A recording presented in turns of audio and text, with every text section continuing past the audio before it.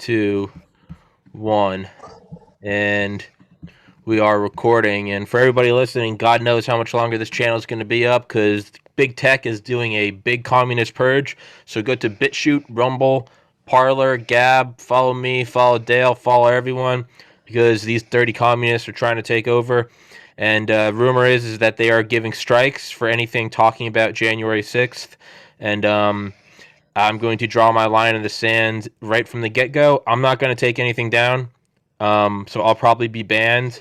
But my logic is 14 days to flatten the curve, and look where we are now. It's never going to stop. So yeah, so if my channel goes away, go to BitChute or Rumble or Gab or Parler, and yeah. But Dale Comstock back in the fucking saddle. Dr. Delta Force Dale Comstock, PhD, black belt of the 6th degree. Doodah. We're talking about his book, American Badass, which will be linked in the description and sticky in the top comment. We did chapter 1 last week, and now we are on chapter 2. This whole podcast series is just the American Badass Chronicles, Volume 1. This is Volume 2. And enough of my dumbass talking. Dale, take it away. Yeah, thanks for having me on, man. And for everybody listening out there, we've done chapter 1 before. Now, actually, chapter 1 was a couple of chapters out of the book. This one, we'll call it chapter 2, but it actually starts at around chapter 5 in the book. So I'm packing a lot of stuff in there. And I'm not reading the chapters. I'm just going to tell the story. So a couple of things, yeah. We're living in some crazy times. And, Tom is right.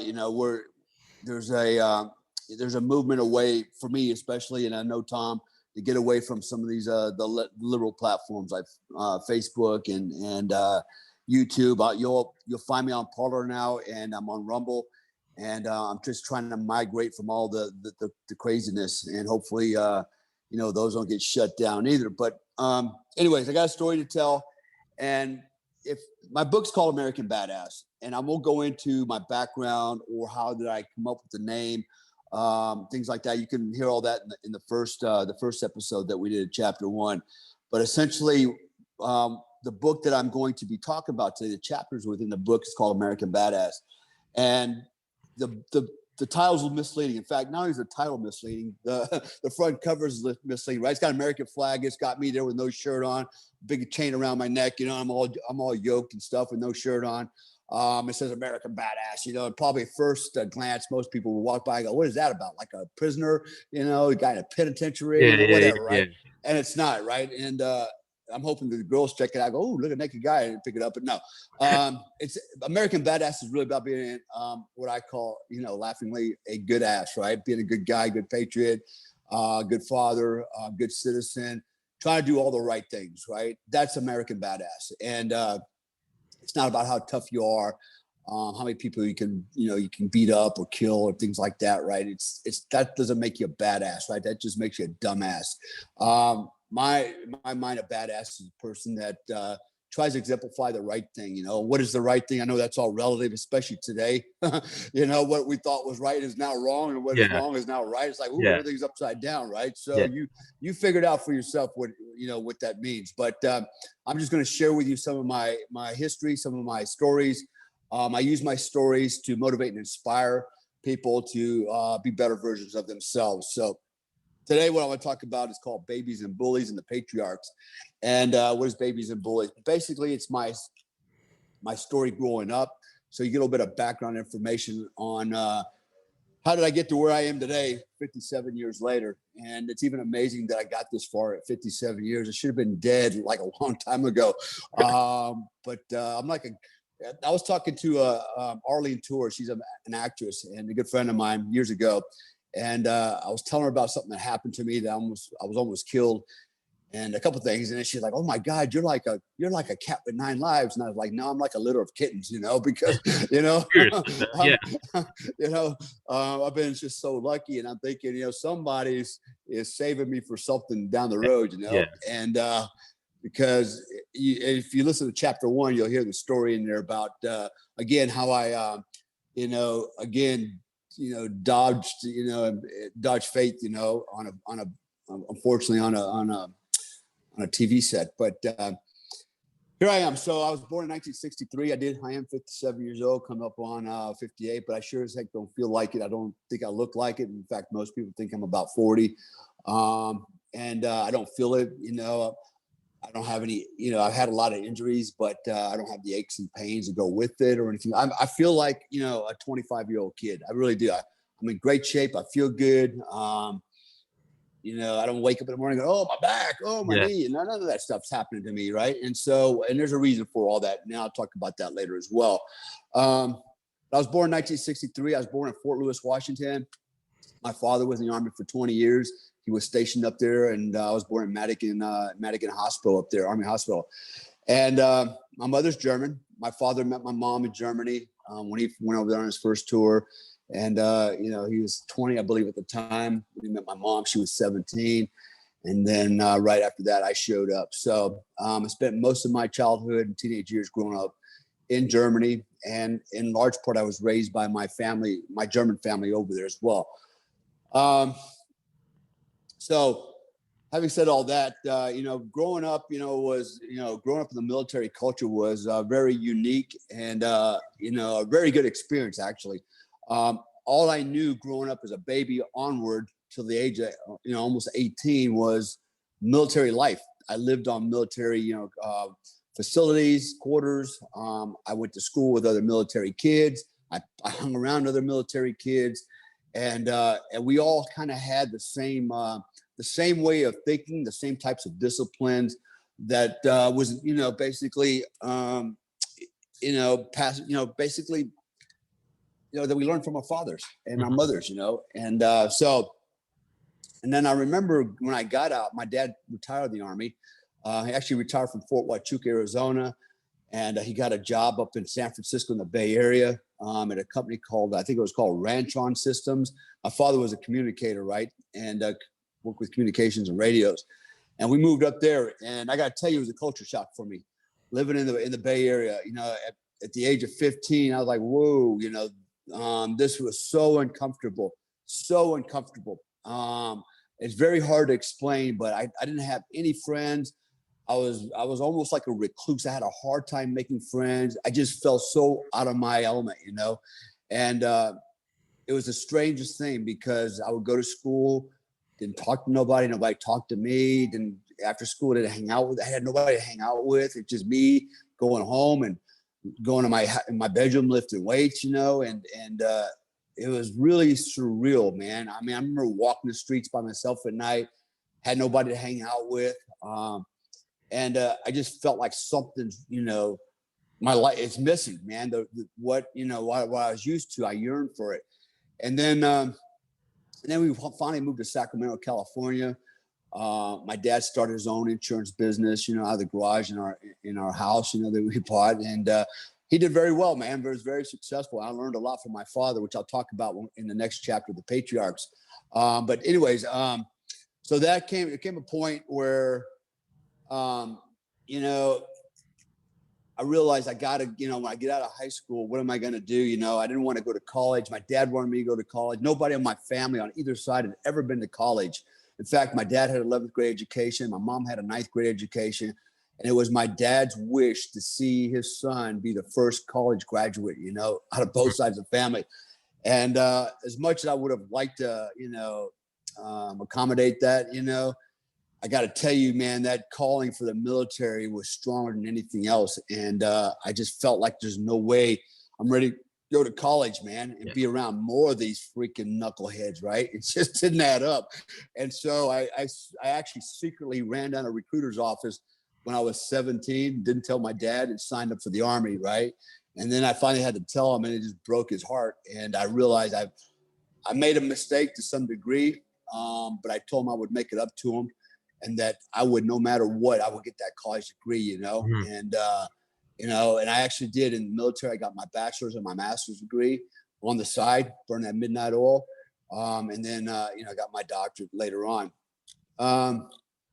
So anyways, a little bit about my childhood, man. What kind of, when I look at the kids today, I'm not saying all kids, right? So there's some good kids out there, right? Good teenagers. It just depends on the homes they come from. But I got to say, man, what I've seen generally the kids of today are not like the kids of yesterday, you know, Mm-hmm. at least not in my time growing up. Growing up in Germany, you know, we lived in a close knit, you know, military community. And I remember, you know, what I remember the most growing up was, you know, all the friends that we had, you know, and we knew we were only going to be friends for 2 or 3 years until our fathers rotated out of the country and moved on. Right. It was like we're all got 3 years, man. You know, new guy shows up, you know, and, you know, it's like we're all on a clock, man. Yeah. And we made the most of it. And what I really remember the most, though, and I enjoyed the most, is we would play football every day, especially in the wintertime. And it's cold in Germany, right? September, October, November, December, January, February, man, it starts getting cold and rainy and snowy and muddy. And we would go in the backyard. We had this big fields behind we live in these apartments, right? These 3-4 story apartments.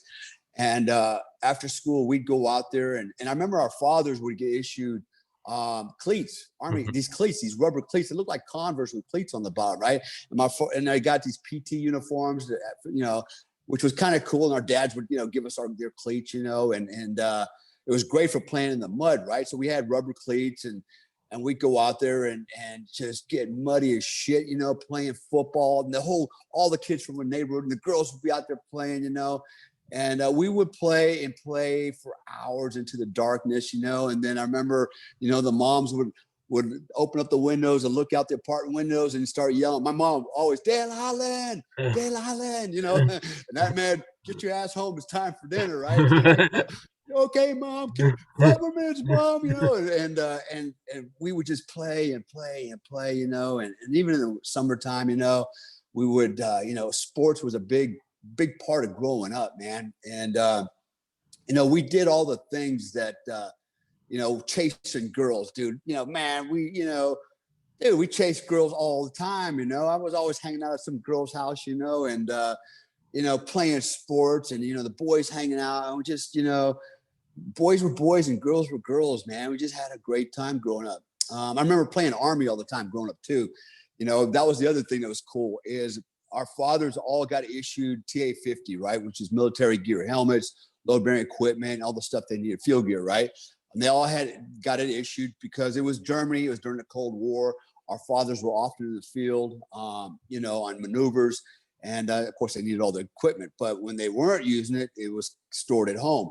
And of course, me and my friends, we loved that, right? Because we would wear all our dad's gear, right? Their helmets and load bearing gear, you know, and we'd go out with freaking rubber band guns and stuff, you know, and we play Army, man. We had some great wars, you know, around the neighborhood, you know, and it got pretty sophisticated. I remember we used to make mortars out of cans. Back then, the Coke cans were not aluminum like they are today. They were like steel cans, right? They were really sturdy.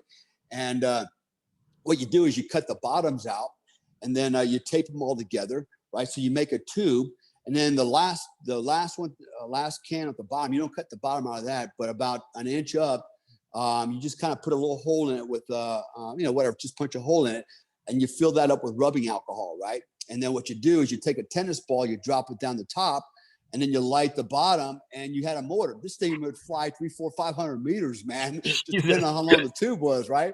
And so we would build mortars and stuff like that, you know, and man, I just had a blast, you know, it just every day, you know, and that was my life growing up, you know. And even we moved to Georgia, Fort Gordon, Georgia, and we'd play in the woods. We'd build underground bunkers, you know, and then just did cool Army stuff, man, you know, and you know, girls were part of it, you know, and then, you know, I remember the other thing was, you know, when I got into my teenage years, you know, girls became more important, you know, the hormones started kicking in, and fighting was like, you know, that was just part of freaking growing up, man, you know. You got bullied, you fought back. If you got bullied and fight back, you got beat up, right? And, you know, and you don't go home and cry to mommy and daddy, you know. And I can remember, so this is what I really appreciate about my dad, you know. Let's talk about bullying a little bit. So I was a runt, man. I was a little kid. All right. Actually, my mom and dad were both 5'5", I believe. So my parents were munchkins, man. And I don't know how I ended up almost 6 feet tall. You know, my dad weighed like you know, when he was really wet, 160 pounds, you know, and I'm like at the heaviest 226 pounds. So I have to look at my mom and go, what did the milkman look like, Mom? You know, because they still had the milkman back then. Right?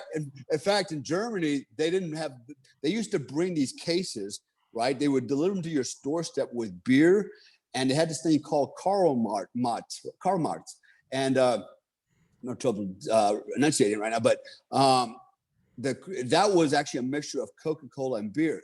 Now in Germany, kids could drink beer, right? Growing up, I didn't really like beer growing up. It tastes like shit, like sweet stuff. So the Karl Marx was good because you had Coca-Cola in it, right? Mm-hmm. So that would get delivered to our doorstep all the time, you know. So you know, maybe it was the beer delivery guy. I don't know that I look like. I don't know, man. But you know, but no, I look at my, you know, my pictures, man, and I definitely see the you know, the family resemblances to some of my my elders. But you know, back then, man, it was different, man. You know, if you had a problem with another kid on the playground or the classroom, you took care of it, man. You know, and oftentimes, almost always, you got in a fight. When it was all over in the dust cellar, you shook hands and you were friends, right? And that happened all the time, man. It was all the time, man. And that's how it was, you know, because let's face it, man, the reality is this: we're social creatures and we have a hierarchy, right? You're going to have the dominant, you're going to have the not so dominant. You're going to have the, you know, subordinate, right? It's just like any other social, you know, social groups, you know, whether it's chimpanzees or horses or, you know, a wolf pack or a lion pride, whatever it is, man, it's the same thing, right? There's a hierarchy. And it's evolutionary. Why, man? It's because, you know, it has to do with propagating and perpetuating the species, you know, and so let the strongest breed. We're no different than that. And regardless of what your religious beliefs are, it's, you know, you can't deny it, man. It's always been that way. And so, you know, growing up, you know, problems were solved, you know, with fists, man, you know, and so I remember there were times, man, I was always getting bullied because I was a little runt, man, but I always fought back. I was a tough little son of a bitch. I didn't lose no fights, man. I was hell on wheels because both my mom and dad had really bad tempers. Yeah. My mom was like super aggressive. She was like the German, like really like the stereotypical German freaking woman, man. You know, oh my God, man. And, you know, didn't take no shit. My dad was really the cooler and calmer of the two. But if you lit his fuse, dude, he'd go off, right? Even if he was a little dude, he lost his shit. And he was very protective of me and my sister and my family. And so was my mom. So I was raised with that already. Right. And, I can remember, man, there were times where I remember one time I get in this fight with this kid behind my house on the playground. It was just, you know, whatever. I can't remember what it was about. Something. He was always picking on me, right? He was the kid that was over there playing with my other friends. He'd walk up behind me with his finger and then flick me on the ear, right? And then run away, you know, or come on, hit me with a rock in the back of the head, right? It was one of those things all the time. Yeah. And he kept doing it more and more. And it wasn't like I was getting annoyed, but I was also like afraid to fight, right?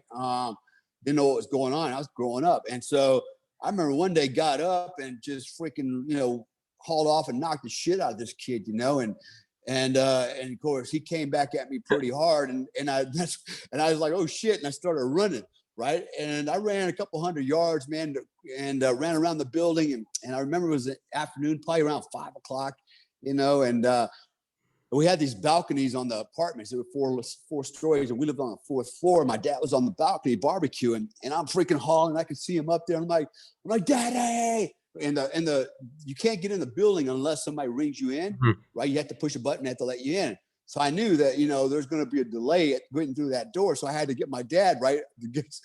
Daddy, open the door, right? And he's looking, he's like, what the fuck? And he saw this kid chasing me.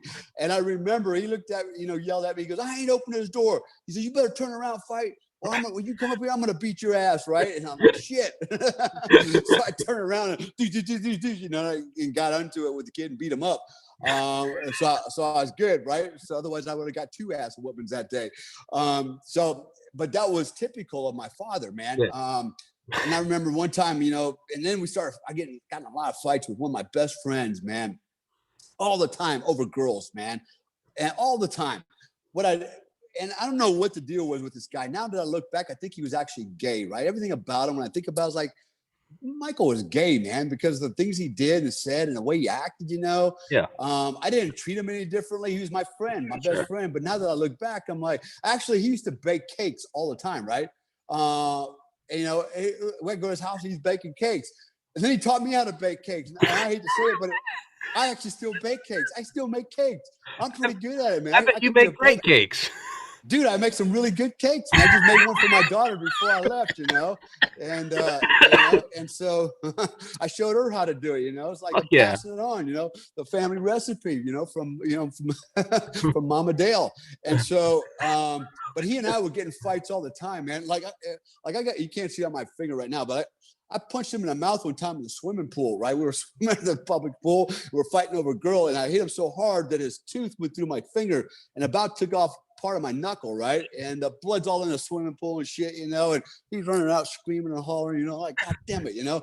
And, but we were fighting all the time. And I remember one night getting a fight. It was dark and we got in a fight under a street light. Probably, again, I don't remember what that fight was over. I don't know if it was over a girl, probably a girl. There was one girl there named Phoebe, man. We love Phoebe, man. You know, she was like, oh, you know, and you know, dudes, man, testosterone, right? And yeah. She probably didn't like either one of us, you know. But anyways, we're out there and we get in a fight and we're rolling around on the asphalt, and then my dad was coming out. He was going to go across the street to I had 5 brothers. They were friends of mine. They all 5 brothers, and their dad was pretty cool. You know, he played country and western, but this was an Army concern. Yeah. My dad was friends with their dad, you know, and he's going to go over and have beers with the old man. And he sees me out there duking it out with this other kid on the street, right? I mean, like, I'm rolling around on the ground on top of this kid, you know, and my dad walks over and he's looking like, what the hell? And he's still drinking a beer. I remember he used to love drinking Coors beer. And he doesn't interfere. He's not gonna try to stop it. You know, I remember he looks down at me and he's drinking his beer and he's like, you better kick his ass, son. You don't kick his ass, don't come home tonight, right? And he's drinking his beer, you know, like, I'm like, okay, Dad. And my dad leaves and I'm still out there duking out with the kid, you know, and that was just how it was, you know. And then we got done beating each other up. We got up, shook each other's hand, you know, and I bet he and I had at least 10 fights in the time that I knew him. Like serious fisticuff fights, but you know, but that's how it was, you know, and that's how I grew up. And you know, you didn't run from a fight. If you did, you know, you got your ass kicked, you know, and you're gonna get your ass kicked again and again and again until you stand up and, you know, and face down the threat and at least face them. You know, you might take a beating, but at least you stood up and tried. And usually when that happened, almost always, you know, you got respect. Yeah. I was playing basketball one time. So one of the things I like to do as a teenager is I would go out to, you know, the military gyms, right? And play basketball with the GIs out there, right? And I just love playing basketball. I was actually really good at it. And I like going out and playing with, you know, the guys, you know, and there were a couple other dudes there was this one really buffed Asian dude, man, in my high school. I remember. And for whatever reason, he just didn't like me. I don't know why, but he just didn't like me. And he's playing there at the gym one day with these guys, and he's on the other team, and I'm on this team, and we're the only teenagers playing with these GIs, you know, in their 20s. And for whatever, I can't remember what happened, what caused this fight, but I'm holding the basketball, and this guy's constantly blah, blah, blah, talking shit. And finally, everything just kind of stopped him holding the basketball, and he walks up to me, just punches me. Whoa. And I'm like, I'm still holding the basketball, and all the GIs are like, whoa, right? And they're not trying to stop. They're just like looking like, what's going to happen now, right? And I remember like, and I just dropped the basketball. My eye was watering on one side. He hit me so hard. I just dropped the basketball, hauled off, and clocked him again, you know, and freaking hit him pretty hard. And then we got into it, and then the GIs broke it up. And then after that, he and I became friends. It was like the truth. It was like, okay, you're good, you know? You know, and so, but that's how you grew up, and that's how I grew up, you know?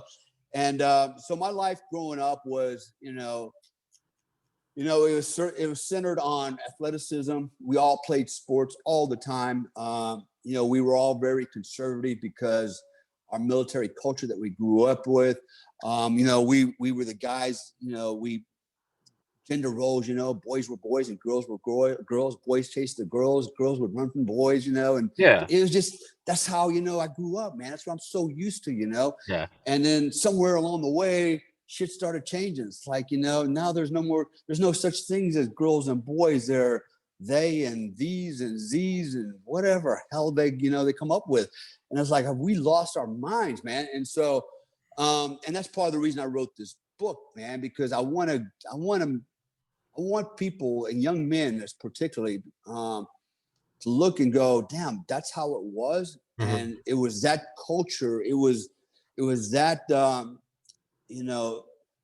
it was those times that created the men of today, and comparatively speaking, I hope to look at me and my peer group and those of us in my age group, and go, would I rather be a guy like that, or would I rather be a guy like some goofy guy?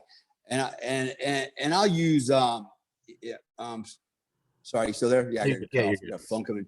Would I rather be a guy like I'll use Zuckerberg, right? Daughtry. Yeah. Let me tell you something. Those guys are pussies. All right, they're wimps. Oh yeah, they got a lot of money. Okay, that's all they got is money. All right, that's all they got. They are not men. They're not even close to men. All right, they're geeks. All right, and so a lot of people want to be like that because they got money. Let me tell you something. I work around people with money, big money. Some of my partners were billionaires. Okay, I've coached millionaires. All right, performance coach, and I can tell you, just because you have a lot of money doesn't mean you have a good life. In fact, your problems are proportional to your bank account, right? The more money you make, the more issues you got. More money, more problems. And they have no life. They have no life, man. I've been with these guys. I watched them. They have these big fancy yachts. They go out there for about 2 hours. And go, yeah, okay, that was kind of cool. Now what are we gonna do? Shit, I don't know. It's like boring. Yeah. You bought a boat and it sucks, right? For 2 hours, right? And what, chicks? Oh yeah, you can get a bunch of girls for your money, but I can get a bunch of girls too, and I don't need money. Yeah. Right. And so win-win. But anyways, so I did. I'm saying all this because and maybe I'm a dying breed, man. Maybe I'm a dinosaur. Maybe nobody wants to be like me. A lot of people don't, man. Right? When you look at what's going on today, people talk about toxic masculinity. Well, I'm that toxic guy, apparently, and I'm not what they want around. But I can tell you, I'm the kind of guy they need around. Because in America and in the West, we might have a bunch of androgynous males. Now that might be the end thing, we want these guys who are effeminate, and no threat to everybody and the women, blah, blah, blah. But I could tell you in the rest of the world, they're not buying into that. Their men are becoming men. They're becoming more manlier. They're starting to look at our culture in the past and go, man, that's what we need to be like. And they're finally getting to that level. You go to Afghanistan, Africa, the Middle East, Asia, Southeast Asia. Man, you got 10-year-old boys running around AK-47 shooting people in the face and not even losing any sleep over it, man. And so our enemies are getting stronger and we're getting weaker. Yeah. And let me tell you something, man. Well, we need, computer geeks and electronics, and we're, technologically we'll win the next war, we'll be more superior. No, because you know what? Every battle comes down to the guy on the battlefield with a weapon. At the end of the day, it comes down to that guy. Okay, your technology is not going to win every war, because at the end of the day, you still got to take out that dude with a gun and a bad attitude. Yeah. And so we're starting to lose that, man. We're starting to lose that, and we're losing it even more because now we're going, well, we need to have women in our special operations, because it needs to be, we need to be all inclusive, man. Let me tell you something. You're going to get a lot more people killed. Don't even get me going down that road right now. But anyways, so in ways, that's kind of my growing up, my childhood, right? It's kind of, it was a rough and tumble type thing. I looked up to this day, my favorite actor is Clint Eastwood, even though he's an actor. In my mind, he just, he really epitomized what I thought a real man was like, and John Wayne. And that's who I want to be like, And my dad, in a lot of ways, was like Clint Eastwood. Actually reminded me of him a little bit. So that takes me into the next part called the patriarchs, right? And the patriarchs are the men that influenced me the most growing up. And it's important that we have that. I think, we look at a lot of families today and, there's no father in the household, right? And divorce rates are through the roof. some families, particularly minority families, what is it, like 70% don't have a father figure in the house. And I, and look, I've been divorced more than once. I'm actually ashamed to say how many times I've been married, but my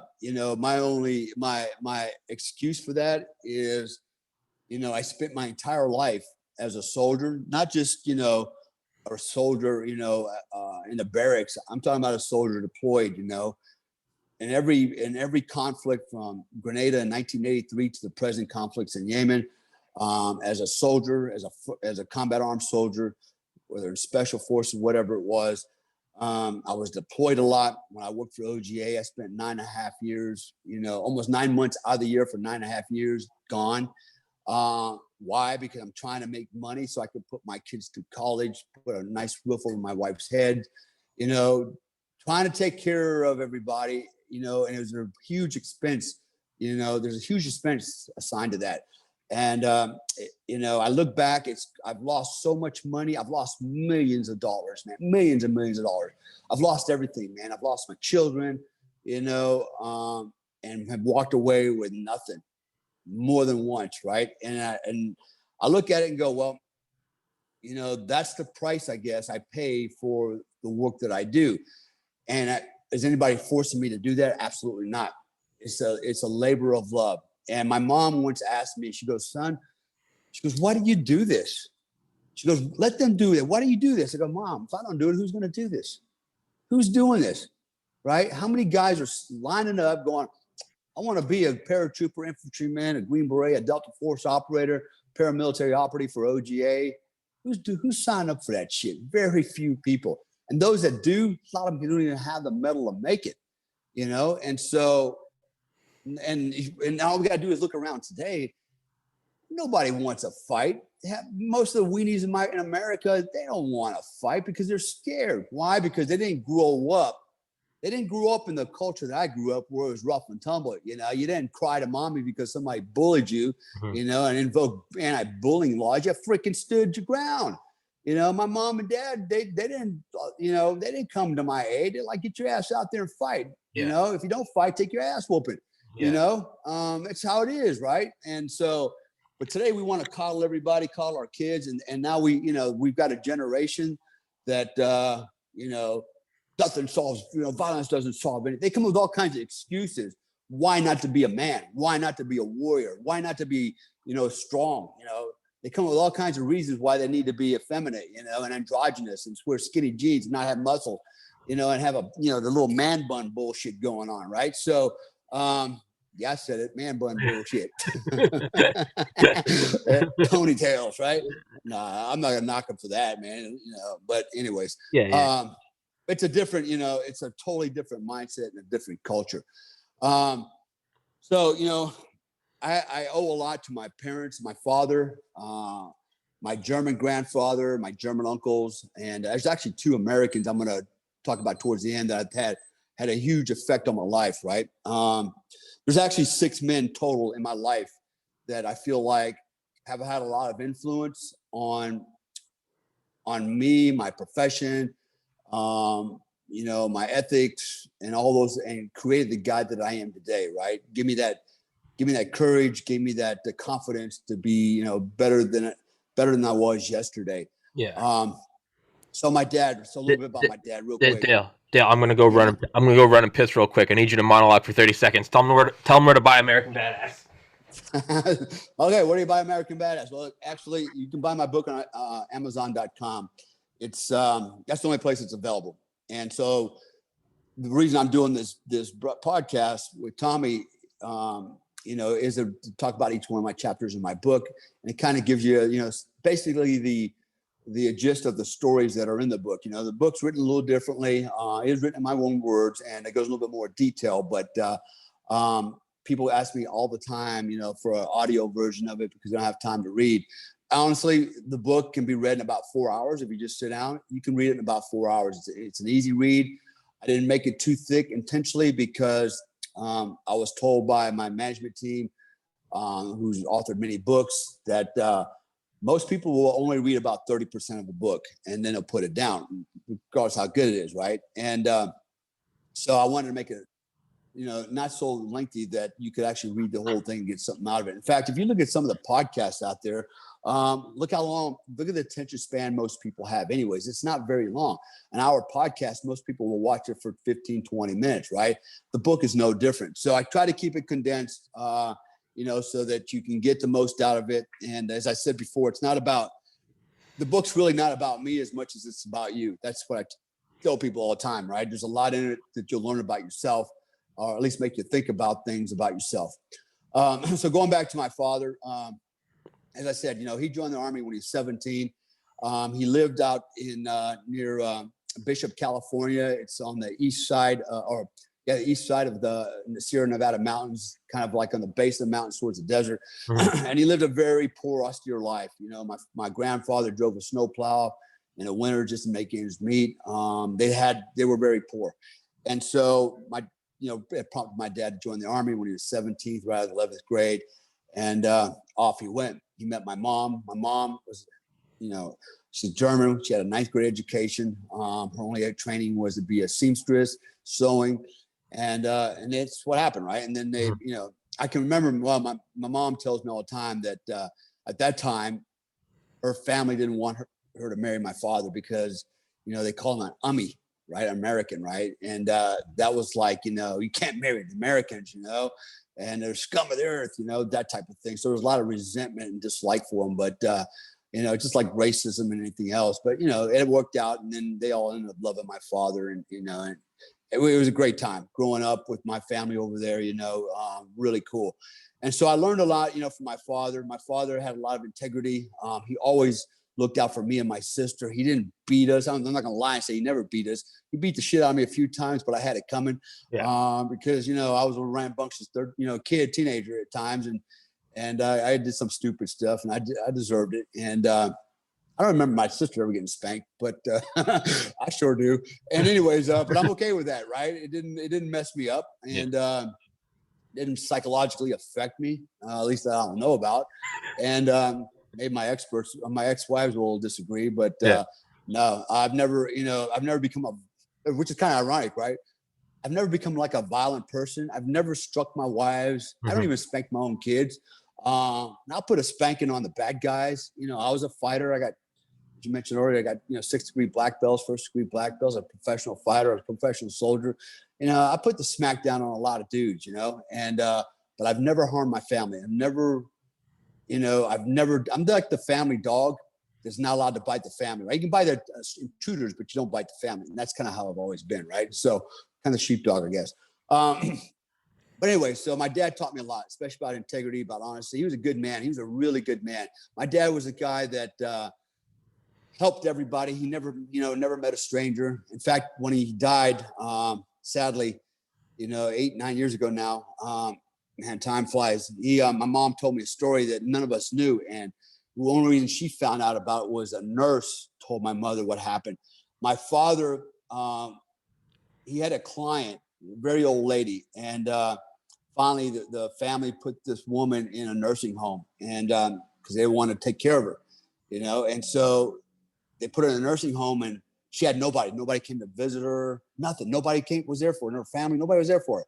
And my dad would go by there once a week and go visit her and just sit down with her and shoot the shit and bring her, treats and stuff, whatever she wanted, and he became basically her son for many years. And he never told anybody ever. My mom didn't know. I didn't know. It was like a secret, not because he was hiding something. He just felt like he didn't need to tell anybody. It's like he's just doing this. It was selfless, right? Doing the right thing. And after he died is when we found out about it. I was like, wow. And I got to tell you, man, that that really had an impact on me. I was like, man, that is probably the coolest thing that I can say about my dad, Yeah. And it was after his death, it's the one thing that's really inspired me to be a better man. It's like, I want to be like that, my dad, and I want to do things and not tell people about it, and help people, right? And so, so even in death, my dad taught me a great lesson, that I will carry with me until the day I die. Then there was my grandfather on my mother's side, same thing, he was my grandfather and my uncle, his son, had nothing after the World War II.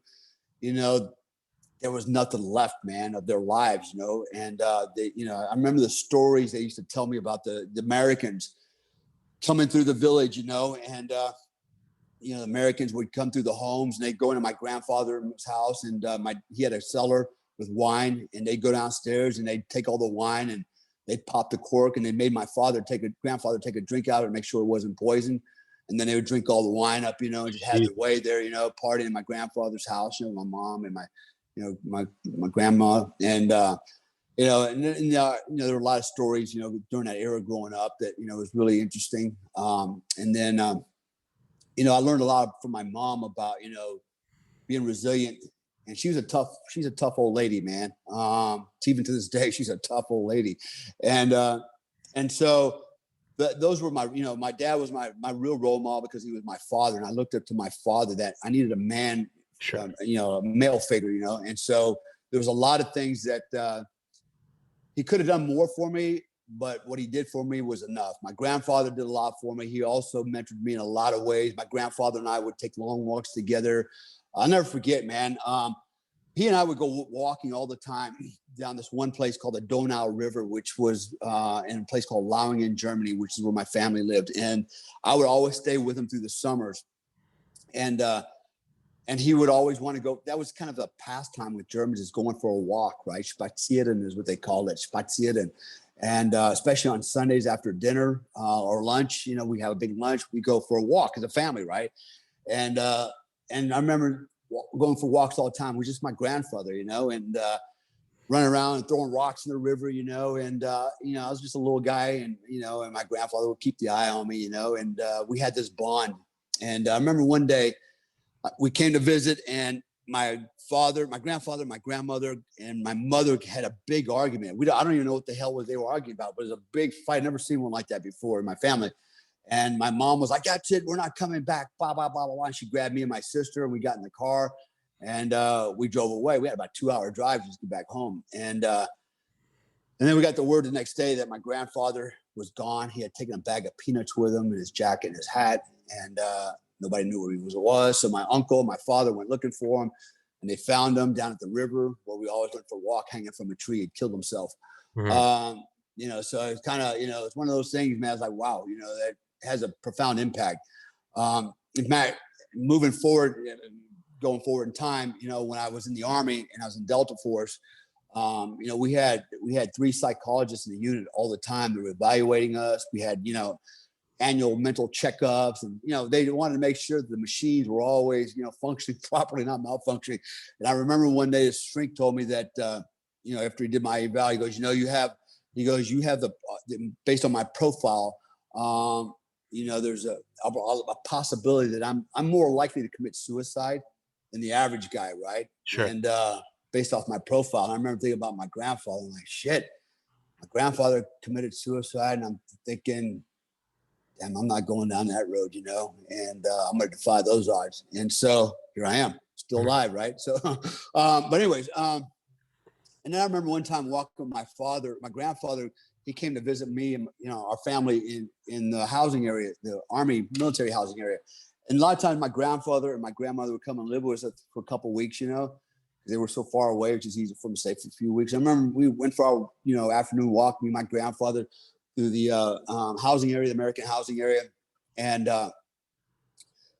it's like anywhere else. You could tell a German from an American, right? And so I'm walking with my grandfather, who looked like a German. He wore the brim, and the trench kind of coat, and walked with his hands folded behind his back, and he's a big guy. In fact, I look just like him now. When I look at the pictures, like, damn, I look like my grandfather. And I remember one day we're walking, and there were these American kids were playing around these cars, and my father and I were kind of walking down this dirt road next to the cars through the neighborhood, and the kids saw us, and then one of them ran out and ran right up to me, just punched me in the face for no reason, right? I mean, haul off and nail me, man. And I'm like, what? Because he thought I was a German. And so you could say it was, he was being, I don't know if it's racist because we're both white, but he's looking, beat me, he punched me in the face because he thought I was a German, right? Yeah. And so when it happened, I remember it took me like a second to realize, holy shit, this guy just freaking waylaid me, right? But I didn't go down, and I actually chased him and caught him really fast. Actually, I caught him within probably 25 feet of where it happened, right? And I threw him up against the car. And I remember my grandfather was just standing on the road, still had his hands behind his back, just kind of watching, you know, wasn't overreacting, didn't do anything, just kind of stood there and watched. And I freaking jammed this kid up against the car, man. I'm getting ready to freaking put him down, right? I mean, I had his ass to the dead to rights, right? And he's like, ah! And right before I punched him, I looked over at my grandfather. And I remember, I'll never forget, man, my grandfather looking at me like, what are you going to do? Mm-hmm. What are you going to do, you know? And I looked at him, and it's like time slowed down. And I don't know why I didn't punch the kid, but I felt like I didn't need to. I felt like I already won. Yeah. You know? Yeah. And I looked at my grandfather, and I looked at this kid, and I just let go and walked away, you know, and the kid just kind of walked away like, whoa, you know, and I walked, my grandfather and I were holding hands, right? When we were walking, because I was not that big, you know, and I love my grandfather, and that was kind of normal, right? He loved me. I was, you know, and so probably that's why the American kids hit me, because like, look at their whole hands, you know? Yeah. And so I just walked back over to my grandfather, didn't say a word. I grabbed his hand, and we just started walking and never talked about it. Yeah. Just like nothing ever happened. It was the weirdest shit. I never will forget that. Right. Yeah. and I always wonder about the meaning behind all that. But there was this serenity about the whole thing, you know? And, but I felt like I didn't feel bad. Like, you know, I just got punched in the face and didn't do anything about it. I actually felt like I won, right? Like, you know, I could have crushed this kid, but I didn't have to, Dad or Grandpa, you know? And it was almost like my grandpa acknowledged that. It's like, you know, good job, man. You didn't have to hurt him. You won anyways, right? And so anyways, that was my grandfather, right? And my uncle, who was his son, my mother's brother, you know, he was just a really cool guy, man. He, you know, hard worker. You know, it turns out he's very wealthy now. But he loved me like his son. He had two boys, you know, my cousins, and I was like one of the boys. You know, we did all kinds of fun stuff together, swimming. In fact, he actually spent more time hanging out with me than his own sons. You know, he would teach me how to go diving and snorkeling, and we'd go together. He'd buy me knives, snorkeling knives. I mean, for some reason, it was almost like he enjoyed his time with me more than his own kids, which was really kind of strange. But his kids own the company now, so they're very rich. Yeah. Damn it. Fuck. But anyways, you know, but by his example, I learned a lot, and you know, I learned a lot from him. Just looking at, I really idolized my uncle. You know, he was nice and fit and slim, you know, and very athletic, and his personality. I mean, he was just so fun to listen to, and he was the life of the party all the time. But he was tough, you know, and he wasn't an idiot. So those two really had a profound effect on me, or all three of those: my uncle, you know, my grandfather, and of course my father. And then there was, you know, I said there were two Americans that had an effect on me also. And I really don't talk about it in the book. I probably should have, and I probably will in my next book. But so the other guys, there's actually three men. Okay, so the next one was Gary O'Neill, and I'm going to give him a plug for his book. He wrote the book American Warrior. So in 1983, I was in the 82nd Airborne Division LRRPS platoon, Long Range Reconnaissance Platoon. I was a kid, man. I was 21, somewhere around that time, right? And this was 1983. We went out to Camp McCall in the October, maybe a little bit earlier. It was cold, I know that. And we go out there, and we're going to do SERE training, survival, evasion, resistance, escape. And so we're all sitting in the class, and we're all young guys, man. And we're all excited. You know, we're going to learn this cool special forces stuff. And then part of the program was the hand-to-hand combat portion, right? And that's where Gary O'Neill came in. He was going to teach that part. And so I remember in the morning, we walked outside. It was really cold, man, you know, like 6 a.m. And they call it the bear pit, right? It had sandbags all around, a big circle inside. It was sawdust, but the sawdust was real hard because it was, you know, frost on it, you know. So we would go out there, and we stood in the big circle. You know, we had our green patrol caps on and our OG 107s, you know, and so Gary O'Neill came out, and he had dark hair and just a tough guy, and he starts doing this demonstration. He's basically talking to us about mind, our mindset, how mindset is everything. And what I learned about Gary was he's really a storied, heroic Vietnam veteran. He was in the LORPs in Vietnam, survived, I believe, like 77 close ambushes. He's got some amazing stories. He won that, I believe he won the Silver Star when he was 15. He actually went in the Army, and he used his cousin's birth certificate to get in, and earned his first Silver Star. Was found out, was kicked out, and then his mom worked on the I think she's on the draft board, and she basically used his real records to get him back in, and so he came back in, right? So I mean, this guy's a badass, right? And it's a great book, man. And so I personally know Gary, and so anyways, at that time, tell Gary to do the podcast. Yeah, if I get a hold of him, for some reason I haven't been able to get a hold of him lately, but I will. I'll try to get a hold of him. Sure. Anyways, he starts doing his demonstration, right? Talking about mindset. So first thing he does, he takes a bicycle spoke, he pulls the skin out on his neck and jams his bicycle spoke through his skin on his neck, right? And then he takes a water bucket that's full of water and it has a rope on it, on the handles, and he takes it, he loops it around the bicycle spoke, and now he's hands off. Right, this thing's dangling from his neck, and he starts spinning around. I'm like, holy shit, right? And then he gets done, takes it all apart, and then he sticks these bicycle spokes through his arms, right, on the bottom of his arms, right? And then he hooks, again, water buckets to the bottom of those, and he's lifting them up, spinning them around. Like, holy shit, right? And then the last thing he did was he laid down, and he had a guy with a quarter-ton Jeep drive over his belly, right? And so we're like, what? And so, we're learning this guy's really into all kinds of martial arts and hand-to-hand and mindset stuff, and stuff that I'm kind of teaching now. And I was like, wow, we were all like really impressed, right? And so it was from that point on, I realized at that moment that was my military mentor. That's who I wanted to model myself after. I want to be that kind of guy, man, that kind of soldier, right? This guy was Rambo, times 10, man. And I really did in a lot of ways try to model my mindset to be like him. I wanted to be a warrior like this guy. I read his story, in Vietnam and everything he did. He's Sioux Indian. I don't, if anybody knows that, but that's his heritage, is Sioux Indian. And when I tell him that, I got some Cherokee blood in me, he goes, those guys are a bunch of farmers. That's like, okay. strike that. Never mind. But anyways, so, I follow him over the years, and, the guy's just, he just got some crazy stories, even as a bouncer, and, and he's just an awesome dude, man. Awesome guy. In fact, if you go on Google or YouTube, you can see there's an interview with me and him on YouTube, Gary O'Neill.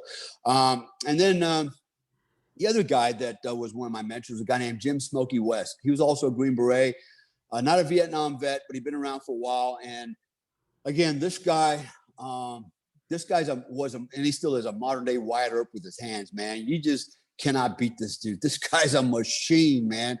A scary dude. And I can go on all day about his exploits and the fights that he's been in. And it's like, wow. I mean, he's had his nose cut off with beer bottles. He's been shot, stabbed, he's just a train wreck, but this guy's like, he's like a machine. He's like a robot, man. Yeah. He's like a cyborg, man.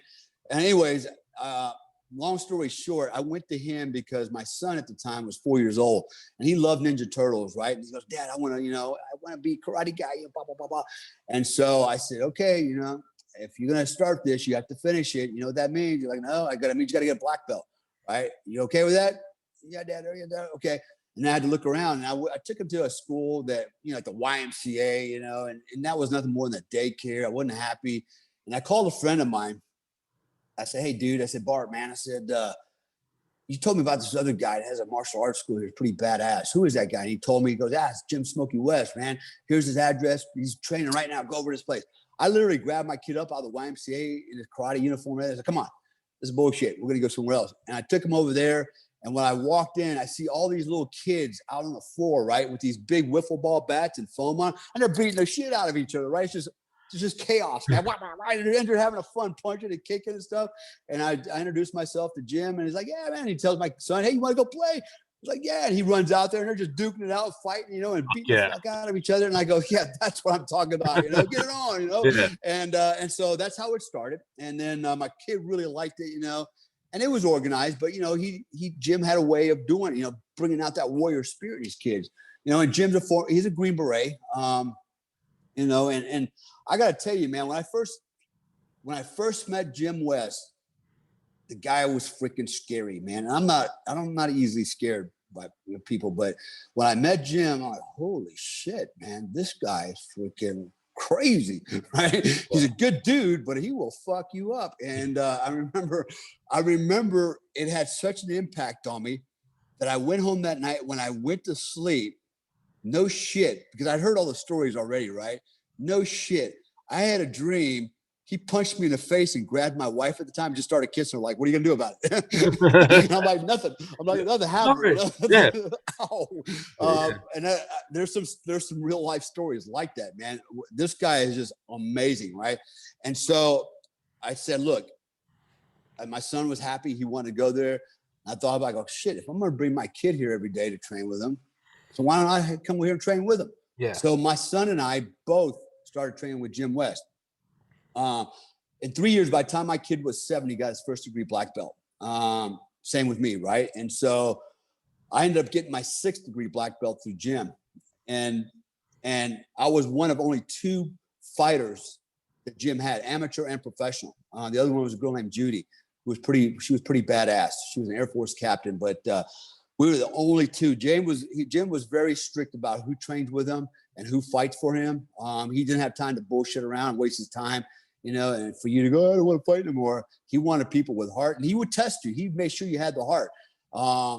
He damn near knocked me out one time. And I bounced back to my feet and said, okay, I'm ready to go again. He goes, no, you're not ready to go again. He goes, you're hurt. He goes, but he goes, I respect your enthusiasm, you know, your heart. And that's when he knew I had the heart to fight. Yeah. And I love fighting, man. I freaking fought all the time. I actually did the first Valley Tudo, anything goes, no holds barred fight in the USA back in 1995, 96 in Richmond, Virginia. I turned pro as a boxer and kickboxer under him. And I couldn't get enough, man. I really couldn't. And so that was Jim, you know, and Jim is the kind of guy, you either like him or you don't. And I used to tell everybody, you know what? I don't go to Jim for my morals or my ethics or anything else. I'm a grown man. I go to Jim because Jim knows how to fight. And I want to learn how to fight like him. I want my son to learn how to fight. My son's going to get his morals, his ethics from me, right? And not saying that Jim didn't have them. He did. Sure. Jim was the kind of guy, he intimidated a lot of men. And when men are intimidated, you know, and they're scared of you, they talk shit behind your back, right? Because that's the only way they can freaking puff up. But nobody had the balls to get in his face. And the ones that did, you know, they would get their ass handed to them. They come into his classroom and literally, it was like a gunfight at the OK Corral. Come in and challenge him, you know. My kung fu's better than your kung fu, you know. Yeah. I want to fight you, you know. And people are like, okay, you know, and fight over, man. I can tell you some amazing stories about Jim. I'll save that for another podcast. In fact, we're gonna have Jim on the podcast. You got to hear his stories, man. Please do. This guy's a machine, man. And to this day, he's still a machine. And he's in his, late 60s. Dale, please get him to come on, please. Yeah, I will have him on there, man. Maybe, I will get him on there. Remind me to do that. So he was my other mentor, right? So I learned I learned how to fight through him. I learned about mindset through him. And man, the guy is just phenomenal, man. He trained with Jim Lewis, Bill Wallace. He trained with a lot of the greats coming up, man. Well, and I'm writing down his name, so I remember to text you after this. First guy. It's Jim West, Smokey. He goes by Smokey, but Jim West. He's on Facebook too. On my Facebook page. The first guy was Gary. The other guy, Gary O'Neill. O'Neill. He wrote the book American Warrior. All right. Which is funny. He wrote the book American Warrior the same time I wrote American Badass. I didn't even know that, right? And I'm like, well, that's funny because my mentor wrote a book and I wrote a book, and you know, hey, we're both Americans, and he's a warrior and I'm a badass, right? Yeah. And so it was kind of cool. But and then my 6th mentor he's actually recent. I say recent in the last couple of years. So I had a guy call me I can say his name. I think his name's David Fabricius, and he was on my Facebook page and been on it for a while. Really didn't know anything about him. And one day he calls me and says, "Hey, I'd like to talk to you about your performance coaching, training." And so we got talking. I told him what I do, what it's all about, and he listened quietly, and then I went on to tell him at the end. I said, I did a kind of a comparison. I go, look, man, I've coached everybody. I've coached, you name it, photographers, policemen, millionaires, people with no money, all walks, teachers, all walks of life, man. I've coached a lot of different people, different professions, right? Men, women, young and old. And I was telling him that, and I was telling him about, even very rich people. I said, man, I have one guy flies me literally around the world, to come and coach him because, over something like, he got the wrong goddamn boat lift. He ordered a boat lift for $2,000 and got the wrong one. And he feels like he got Jewed out of it. He just couldn't cope with that. I'm like, really? These are rich people problems, right? And so, and he would fly me around the world to come and say, "Hey, it's okay. Yeah. Hey, we'll get you another one, right?" And so, Yeah. oh my God. And so we were laughing, right? And then I get done with him, and he's commences to tell me that at one point he was one of in the top 1% income earners in the world. Like, oh shit, then I learned he's like an international coach that's coached, Fortune, 250 companies around the world. He does a lot of stuff. He's lived in over 140 countries. He hung out with the Dalai Lama. He was hunting with the Zulus on the, wherever, man. I mean, guy's been everywhere, right? And done everything. And he's very well spoken. He came to the United States from South Africa. He was a Green Beret, a special forces guy in South Africa. He came to the U.S. on a special, what do you call it, special talent and knowledge visa, right? Because the guy was just amazing, right? And he came over to the U.S. and actually lived on the street, right? Actually was homeless. And then one day broke the code and did very well and became very, very famous, very wealthy, I guess. And he's been doing a lot of coaching. So I'm like, well, what are you calling me for?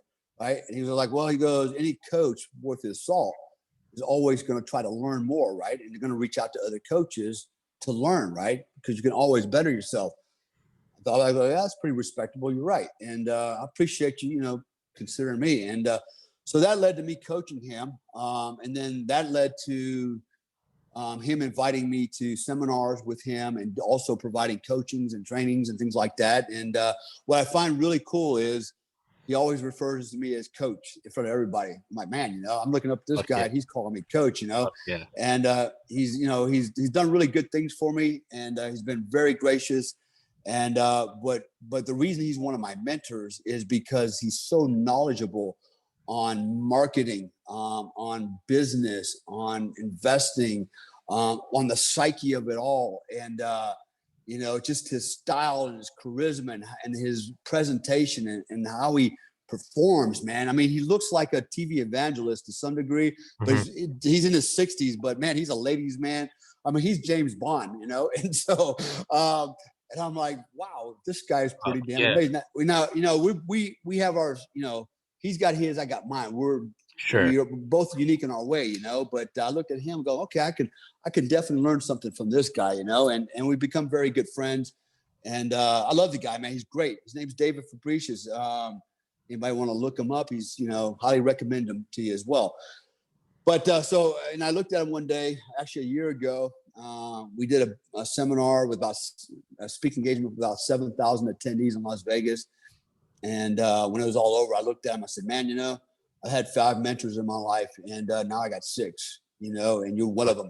You've taught me something about another dimension that I really didn't know, and wasn't really quite aware of until I heard you speak and I saw you do it.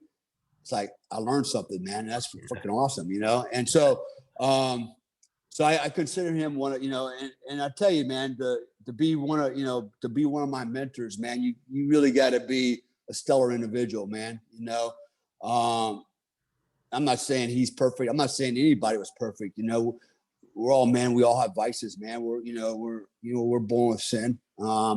So we're not perfect, but we all try hard to be good, you know, and that's what American Badass is all about. It's about being good, you know. I'm far from perfect. Ask my ex-wives. Not that I really care what they think, but you know, they'll tell you a lot of lies too. But I'll tell you one thing: I'm a great father. I am a great father, man. I have never forsaken my kids. Never will. They're all that matters as far as I'm concerned. Women come and go, but kids, nah, they're constant, man. And so it's important that I treat them right, give them the right example. You know, and I do try to demonstrate the right. I always demonstrate the right example. You know, my wives will tell them about the wrong examples because that's what makes them feel good and powerful over me. Yeah. You know, but to turn the kids against you. But at the end of the day, my kids aren't buying it. I know they're not. Especially my oldest ones didn't buy it. And my youngest ones, they'll figure it out too. But I still have a good relationship with them. But at the end of the day, you know, as a man, it's important that, you know, we can, you know, go lay our heads down at night and feel good about who we are, that we've done the right thing. You know, we're not perfect. We're going to make a lot of mistakes. As long as we recognize that, know that, and we try not to do that again, or try to rectify that. That's okay, you know. But nobody's ever perfect. I'm far from that. And you know, my wife always tells me, she goes, man, you're like 95%. My wife loves me, man. She's like, you're 95% perfect, you know. She goes, just 5% of you, man. It's just 5% of you. She goes, I can accept that, you know, because it's that 5% of imperfection that actually makes you perfect, you know, because of that, right? And so can you imagine someone that was perfect?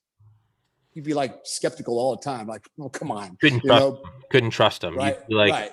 That's right. That's right. And so, and my wife knows that. She knows who I am and who I'm not. You know, and I'm not perfect. I'm not going to pretend to be perfect. It is what it is, you know. And I always tell my women, it's like, you know, here I am. This is what you get. I'm very straight up. I reveal everything. I don't care. You judge me if you want. If you don't like it, that's fine. But anyways, you know, it's all about being true, being yourself, and you know, that's what this is all about. That's what my stories are all about.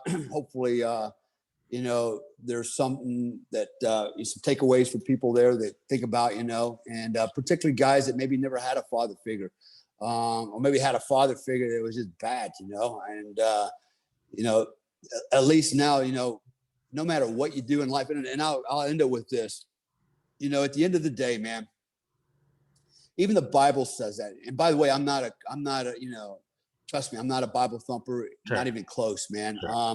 But, you know, I studied, ready for this? I actually studied theology, right? So, you know, I have a background in religion and you know, in Christ and things like that. But, you know, even the Bible says, you know, at some point, you know, you have to put away your childish ways, right? And usually it's around, you know, in your teenage years, you're expected, you know, leave childish ways away, become an adult, right? And so I look at, you know, the world today, and I look at people that always blame their childhood experiences, you know, what their mom and dad did to them, you know, or whatever, right? Somebody did to me when I was little. That's why I'm, you know, I'm a train wreck today. And, you know, I'm not a psychologist either, but I would argue that, you know, at some point you got to take responsibility for who you are today and your actions, right? Moving forward. And you can't always turn around and point backwards. It was that guy's fault. Well, I'm a dickhead today, right? Because you go through your whole life that way. And really, the irony of it is, by the time you're 35 years old, you already have 95% of your programming in you. So if you're up to the age of 35, you know, you're living in the past. Everything you know, you do, your behavior is all centered on all past behavior, all past knowledge, all past experiences, you know, all those things that have been imparted on you. And maybe they're not necessarily good. You know, there's an extremely high likely, you know, probability that today you're going to act based on your past. Tomorrow you're going to act based on your past, right? And you can't expect your future to change if you're still acting from the past, right? And so you've got to take it every day as a new day and basically forget the past, okay? Your past experiences, and look at the today and tomorrow from a different perspective, a different lens. Go, you know what? Because here's the other thing, right? 50 to 70% of the information that you have in your head is wrong. Yeah. It's false. Half Yeah. of what you know is actually wrong. Yeah. Right. And so you have to challenge all the paradigms. You have to ask yourself, wait a minute, why do I feel like this? Yeah. Right. Why do I think that? Yeah. My mom said it was wrong. My dad said it was wrong. My friend said it was wrong. Or that's what I heard on the news.